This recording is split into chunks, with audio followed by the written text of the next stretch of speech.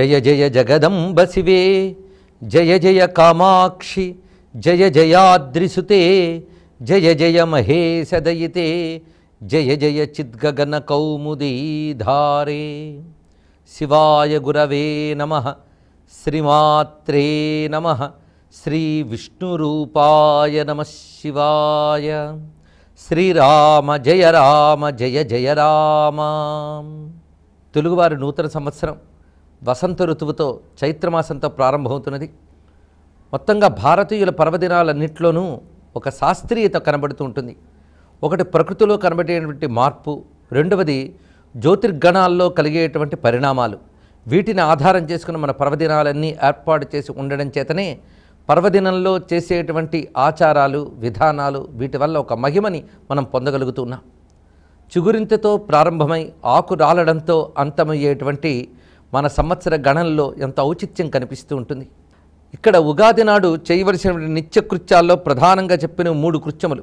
ఒకటి నింబ సుమభక్షణము, రెండవది సంవత్సరాది ఫలశ్రవణము, మూడవది నవరాత్ర ఆరంభము అని. ముందుగా నింబ సుమభక్షణము. నింబ అంటే వేప. వేప సుమ పులుపు, తీపి, ఈ 3 రుచులు మేళనం చేసి భక్షించడమే శాస్త్రం చెప్పినది. దీన్ని భగవంతునికి నివేదించి మొదటి జాములోనే అంటే ఉదయం 8-8:30 లోపలే ఆరగించాలి అని శాస్త్రం చెప్తున్నటువంటి విషయం. ఆ తర్వాత పంచాంగ శ్రవణం, తిథి వార నక్షత్ర యోగ కరణముల్ని శ్రవణం చేయడం వల్ల 5 ఉన్నటువంటి దేవతాశక్తి మనల్ని అనుగ్రహిస్తుంది కనుక పంచాంగ శ్రవణం అనేది మరొక విధానంగా చెప్పారు. ఇక మరొకటి కొన్ని గ్రంథాల్లో కనబడుతుంది ధ్వజారోపణము అనేటువంటిది. ఈ ధ్వజారోపణం అంటే ఇంటిపై ఒక విజయ సూచకమైనటువంటి జెండాను ఎగురవేయడం కూడా చెప్పబడుతున్నది. ఇది సంవత్సరాది కృత్యముగా ధర్మశాస్త్రం చెప్తున్న అంశం. ఇక వసంత నవరాత్రి ఆరంభము. వసంతంలో మొదటి 9 రోజులు కూడా భగవద్ ఆరాధనకై నియమించడం అనేటువంటిది సనాతనంగా వస్తున్నటువంటి ఆచారం. ఈ వసంత నవరాత్రులు 2 విధాలుగా ఉంటాయి. ఒకటి రామచంద్రమూర్తిని ఆరాధించుట, ఇంకొకటి అమ్మవారిని ఆరాధించడం. అమ్మవారి ఆరాధనలో సంవత్సరానికి 2 నవరాత్రులు వస్తాయి. ఒకటి శరన్నవరాత్రులు, ఇంకొకటి వసంత నవరాత్రులు. సంవత్సరానికి ఆరంభం అనేది శరత్తుతో చెప్పడం ఒకటి ఉన్నది, చైత్రంతో చెప్పడం ఒకటి ఉన్నది.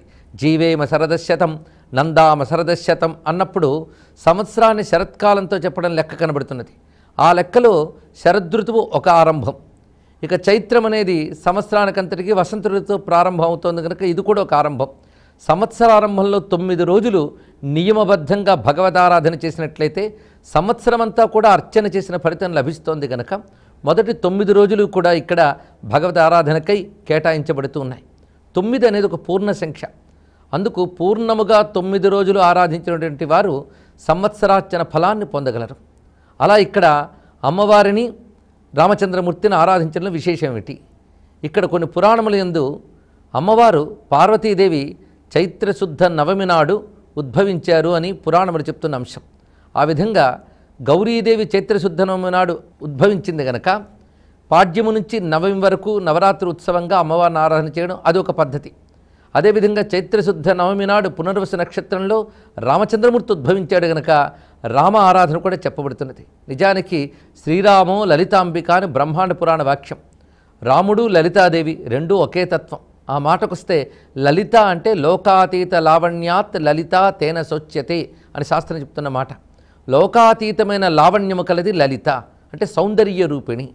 అందుకే లలిత అంటేనే సుందరీ దేవత, త్రిపుర సుందరి అని, సౌందర్య లహరి అని అమ్మవారికి పేరు. ఆ మహా సౌందర్య స్వరూపిణి అయినటువంటి లలితాదేవిని ఆరాధించవలసినది ఈ వసంత నవరాత్రుల్లోనే. పైగా వసంతము ప్రకృతికి సౌందర్యాన్ని ఇస్తున్నది. అటువంటి సౌందర్యమయమైనటువంటి స్థితిలో సౌందర్యాధిదేవత అయినటువంటి అమ్మవారిని ఆరాధించడం ఒకటి. ఇక రామశబ్దానికి అర్థం చూస్తే రాముడు కూడా అందగాడు అని అర్థంలోనే చెప్పబడుతున్న శబ్దం అది. రమణీయత్వాత్ రమః అని అర్థం. రమణీయమైన వాడు రాముడు అని. అయితే రమణీయత అంటే అందమే. అయితే ఏ అందాన్ని రమణీయత అనాలి అంటే క్షణం క్షణం యన్నవతాముపైతి తదైవ రూపం రమణీయతాయాహ అని చెప్పబడుతున్నది. చూస్తున్న కొద్దీ నిత్యనూతనంగా అనిపించేది, ప్రతి క్షణం చూస్తున్నా ఎప్పటికప్పుడు కొత్తగా అనిపించేది ఏదో అటువంటి సౌందర్యాన్ని రమణీయమనాలి. అలాంటి సౌందర్యం రామచంద్రమూర్తి వద్ద ఉన్నది. అది నేటికి మనకి రామతత్వాన్ని భావన చేస్తే కనబడుతున్నది. ఎన్ని మార్లు విన్నా రామాయణం ఎప్పటికప్పుడు కొత్తగా అనిపిస్తుంది. రామచంద్రమూర్తి యొక్క ఉదాత్తమైన చరిత్ర, ఆయన వైభవం వీటిని స్మరించిన నిత్యనూతనంగా అనిపిస్తాయి.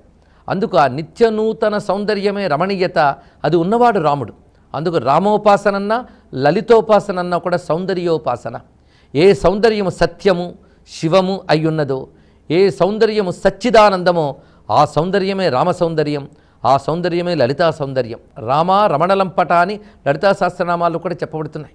అందుకు అటువంటి రామోపాసన లలితోపాసన ఈ నవరాత్రుల విధి. ఇక్కడ అభ్యంగ స్నానం ఒకటి ఉగాది నాడు ప్రధానంగా చెప్తున్నారు. తలంటు పోసుకునుట అని తెలుగులో అంటారు. సూర్యోదయాత్పూర్వమే నిద్రలేచి అభ్యంగ స్నానం చేసి నూతన వస్త్రములు ధారణ చేసి శుభ్రమైన ఇంటిలో భగవదారాధన చేసిన తర్వాత పంచాంగ శ్రవణము నింబసము భక్షణం ఇవన్నీ చేస్తారు. ఇలాంటి మంచి వాతావరణంలో మంచి స్థితిలో శుభాకాంక్షలు కోరుకున్నప్పుడు మన సంకల్పం భగవత్ సంకల్పంతో అనుసంధానింపబడి అది శుభమై జయాన్ని కలిగిస్తున్నది. మనం ఒక పని చేసేటప్పుడు ఆ పనిని పరిపూర్ణంగా చేయడం మాత్రమే మనం దృష్టిలో పెట్టుకోవాలి. పైగా ఆ పని వల్ల భగవంతుడు సంతృప్తి చెంది మనకి ఆయన ఫలాన్ని ఇవ్వాలి. అందుకని పనే ఫలాన్ని ఇస్తుంది అనే దృష్టి కాకుండా చక్కగా పని చేయడం వరకు మన వంతు ఆ పనిని త్యాగబుద్ధితో చేయాలి. అంటే స్వార్థ చింతనతో కాకుండా భగవదర్పణ బుద్ధితో చేసినప్పుడు అది త్యాగబుద్ధి అవుతుంది, అది త్యాగపూర్వక కర్మ అవుతుంది. అందుకే యజ్ఞం అనగా త్యాగపూర్వక కర్మ అని శాస్త్రం చెప్తున్నది. అసలు జీవితం యజ్ఞమయంగా గడపమని భారతీయ సంస్కృతి బోధిస్తున్న గొప్ప అంశం. అందుకే యజ అనేటువంటి ఉపదేశంలో యజ్ఞమయంగా జీవించు అని. అది యజ్ఞశిష్టాసినో అమృత భుజాహ అని భగవద్గీతలో చెప్పబడుతున్న వాక్యం. యజ్ఞము చెయ్యగా మిగిలిన దాన్ని తింటే అమృతం తిన్నట్టు అని. యజ్ఞము చెయ్యకుండా మనం ఏ పదార్థాన్ని అనుభవించినా అది విష సమానము. అందుకు సృష్టిలో అంటే ఈ ప్రకృతిలో మనం ఏది అనుభవిస్తున్నా అది యజ్ఞము చేసి అనుభవించాలి. అంటే త్యాగపూర్వకమైన కర్మ చేస్తేనే ఈ సృష్టిలో ఉన్న పదార్థాలను అనుభవించడానికి అర్హత వస్తున్నది మనకి.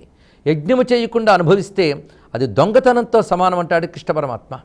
అందుకు మనం ఏది సంపాదించుకున్నా యజ్ఞముతో సంపాదించాలి. యజ్ఞం 5 విధాలుగా ఉంటుంది. దాన్ని పంచయజ్ఞము అని చెప్తారు. అది దేవయజ్ఞ, పితృయజ్ఞ, ఋషియజ్ఞ, మనుష్యయజ్ఞ, భూతయజ్ఞ అని చెప్పబడుతున్నాయి. దేవతల ప్రీతి కొరకై చేసేటువంటి కర్మ దేవయజ్ఞము, పితృదేవతల తృప్తి కోసం చేసే కర్మలు పితృయజ్ఞము. అలాగే ఋషులు చెప్పినటువంటి జ్ఞానాన్ని అధ్యయనం చేసి ఆచరణలో పెట్టి ఆ జ్ఞానాన్ని చెప్పే గురువులను ఆరాధన చేస్తే అది ఋషి యజ్ఞం అని చెప్పబడుతుంది.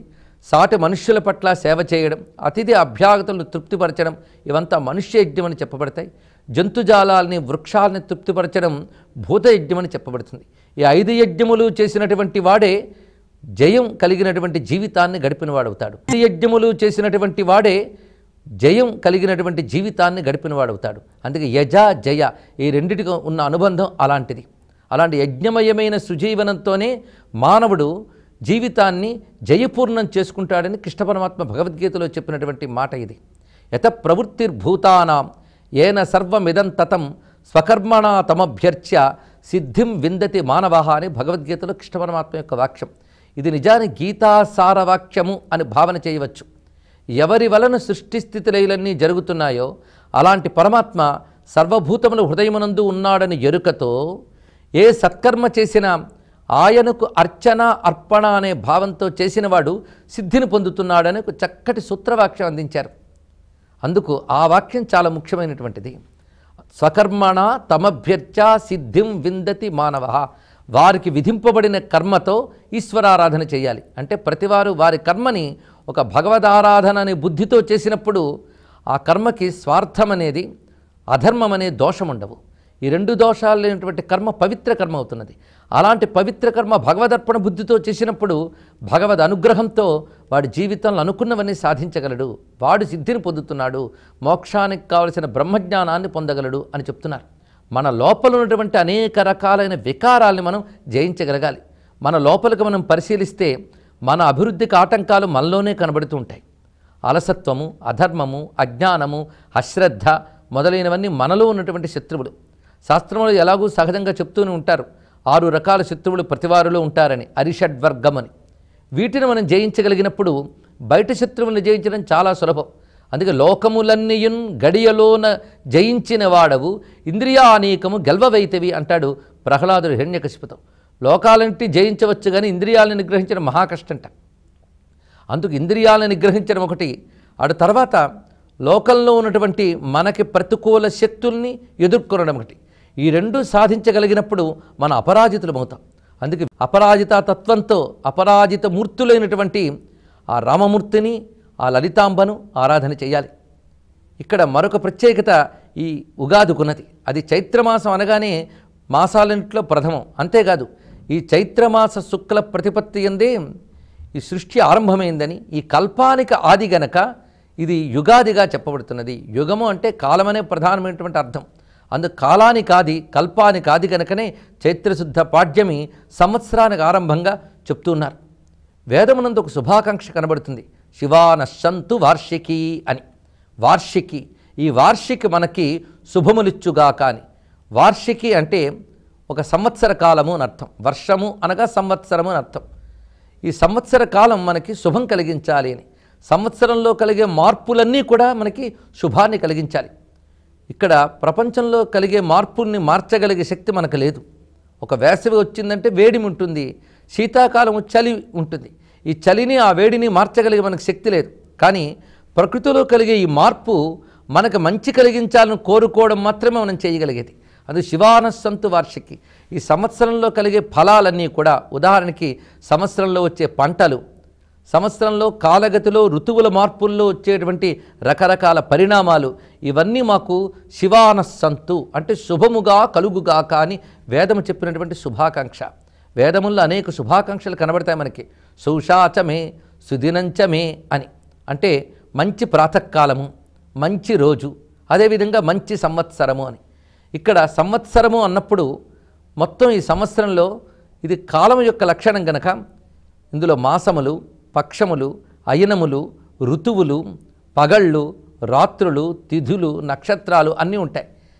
ఇక్కడ ఒక సంవత్సరం అని పేరు పెట్టడంలోనే భారతీయుల ఔచిత్యం కనబడుతుంది. సమ్యక్ అంటే సంపూర్ణముగా అన్నీ దేనియందు ఉంటాయో దానికి సంవత్సరము అని పేరు. అన్ని రకాల మార్పులు ఏ కాలంలో కనబడతాయో దానికి సంవత్సరం. అందుకు వసంతంతో మొదలై శిశిరంతో పూర్తవుతూ ఈ మధ్యలో వర్షము, చలి, వేడిమి ఇవన్నీ కూడా ఏ కాలంలో కనబడతాయో దాని పేరు సంవత్సరం. అన్నీ దీనిలో వసించి ఉంటాయి కనుక దీని పేరు సంవత్సరము అని చెప్పబడుతున్నది. ఈ సంవత్సరము అన్నీ కలిగినటువంటి ఇది మళ్ళీ తిరిగి ఆవృత్తి జరుగుతూ ఉంటుంది కనుక సంవత్సర కాలంలో ఉన్న మార్పులే రాను రాను తిరిగి తిరిగి వస్తూ ఉంటాయి. అందుకు అన్నీ ఉన్నటువంటి కాలం పేరు సంవత్సరం. ఈ సంవత్సరం భగవత్ స్వరూపంగా దర్శిస్తున్నాం. అందుకే ఋతు సుదర్శన కాల అంటూ ఋతువులు, కాలములు భగవత్ స్వరూపుని విష్ణుశాస్త్రం చెప్తున్నది. అహస్ సంవత్సరో వ్యాళ ప్రత్యయ సర్వదర్శన అని కూడా విష్ణుశాస్త్ర వాక్యం. అందులో పగళ్ళు, సంవత్సరము ఇవన్నీ భగవత్ స్వరూపంగా దర్శనమిస్తున్నాయి. అందుకు కాలాన్ని భగవంతుడిగా చూడడం అనేటువంటిది ఒక గొప్ప సంస్కారం, ఒక గొప్ప దర్శనం. అది మన వేద సంస్కృతిలో కనబడుతున్నది. అందుకు ఈ ఋతువులు, ఈ కాలంలో వచ్చే మార్పులు ఇవి ఎవరైతే భగవత్ స్వరూపంగా దర్శిస్తున్నారో వారికి ఈ కాలంలో జరిగే పరిణామాలన్నీ శుభంగా పరిణమిస్తాయి. అదే నిజమైన శుభాకాంక్ష. ఎప్పుడైతే కాలాన్ని జడంగా కాకుండా భగవత్ స్వరూపంగా దర్శిస్తున్నామో ఇందులో త్రుటి మొదలుకొని వర్షకాలం వరకు అంటే కనురెప్పపాటు కాలం మొదలుకొని సంవత్సర కాలం వరకు వచ్చే చిన్న కాలం మొదలు పెద్ద కాలం వరకు అన్నీ మంచి పరిణామాలు కలిగిస్తూ ఉంటాయని భావన. అదేవిధంగా ఈ చైత్రశుద్ధ పాడ్యముకు ప్రత్యేకత ఉన్నది. అది మత్స్యోత్పత్తి అని శాస్త్రం చెప్తున్నది. కొన్ని శాస్త్రాల్లో అయితే చైత్రశుద్ధ తృతీయ మత్స్యావతారం కలిగిన రోజు అంటారు, కొందరైతే చైత్రశుద్ధ పాడ్యమే అంటున్నారు. ఏదేమైనప్పటికీ ఈ సంవత్సర ఆరంభంలోనే ఆది అవతారమైన మత్స్యావతారం జరిగినది. ఆ లెక్కలో చూసినప్పటికి కూడా ఇది ఆది కాలంగా చెప్పడం ఎంత సమంజసమో అర్థమవుతున్నది. ఇక్కడ మత్స్యావతారం గురించి ప్రస్తావన మనం చేసుకున్నట్లయితే నారాయణుడు ధరించిన మత్స్యావతారం శాస్త్రాల్ని, వేదాల్ని ఉద్ధరించినటువంటి మత్స్యావతారం. మొత్తం ప్రళయకాలం అంతా కూడా సాక్షిగా ఉన్నది మత్స్యావతారమే. గత కల్పాల్లో ఉన్నటువంటి మనువులని, ఋషులని కాపాడుకుంటూ రానున్న సృష్టికి కావలసిన బీజములను కూడా ఒక పడవలో పెట్టి ఆ పడవకి వాసుకుని తాడుగా కట్టి తాను ఒక మహామత్స్యమై ఆ మత్స్యము యొక్క కొమ్ము యందు ఆ తాడును బంధించి మొత్తం మళ్ళీ సృష్టి ఆరంభం వరకు ఒక మహామత్స్యముగా విష్ణువు రక్షించాడు. మళ్ళీ సృష్టి ఆరంభ సమయంలో బ్రహ్మదేవుని అనుగ్రహించి సోమకాసురుడు అపహరించి తీసుకువెళ్ళిన వేదములన్నీ తిరిగి ఉద్ధరించి బ్రహ్మదేవుడికి ఇచ్చాడు. అది జరిగిన రోజు కూడా ఈ చైత్రశుద్ధ పాడ్యమి అని చెప్తారు. అందుకు వేదాలను ఉద్ధరించినటువంటి మత్స్యావతారం ఉత్పత్తి జరిగిన రోజు. ఇక్కడ మత్స్యావతారం ప్రధానంగా జ్ఞానాన్ని ఉద్ధరించిన వాడు అని అర్థం తీసుకోవాలి. ఆ అర్థంతోనే మనం ఈ ఉగాది నాడు నారాయణను మత్స్యావతారంగా ఆరాధన చేయాలి. ముందు జ్ఞానం ఉద్ధరింపబడితే తర్వాత మిగిలినవన్నీ అవే ఉద్ధరింపబడతాయి. అందుకే మొదట మత్స్యావతారాన్ని చెప్పడంలో ఉద్దేశం ఏంటంటే మొట్టమొదటి జ్ఞానం ఉద్ధరింపబడాలి. బ్రహ్మ అనగానే మేధాశక్తి, మేధాశక్తికి జ్ఞానం భగవంతుడే ఇస్తాడు. అంతేగాని వేదాలు పుస్తకాలు కావు, వేదాలు జ్ఞానం. బ్రహ్మగారికి వేదములు ఇచ్చాడు అంటే బ్రహ్మగారికి జ్ఞానాన్ని ఇచ్చాడు అని అర్థం. ఇక్కడ బ్రహ్మని మన బుద్ధికి ప్రతీకగా భావించినట్లయితే మన బుద్ధికి భగవానుడు జ్ఞానమునిచ్చుగాక అని భావించాలి. అదే సనో బుద్ధ్యా శుభయా సంయునక్తు అని ఉపనిషత్తు చెప్తున్నది. ధియోయన ప్రచోదయాత్ అని గాయత్రి మంత్రం యొక్క అర్థం కూడా అదే. మనం ఎన్ని పుస్తకాలు చదివినా బుద్ధికి ఏది స్ఫురించిందో అదే చివరికి మిగిలేది.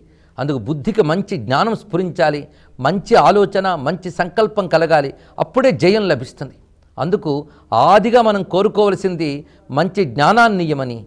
ఆ జ్ఞానాన్ని మనకు అందించే అవతారమే మత్స్యావతారం. అజ్ఞానం అనే సముద్రంలో మునిగిపోయినటువంటి జ్ఞానాన్ని ఉద్ధరించి అందించవలసిందిగా మత్స్యావతారాన్ని ప్రార్థిస్తూ జయాన్ని కలిగించమని ఆదినారాయణ్ణి వేడుకుందాం. సర్వం శ్రీ జగదంబా చరణారవిందార్పణమస్తు.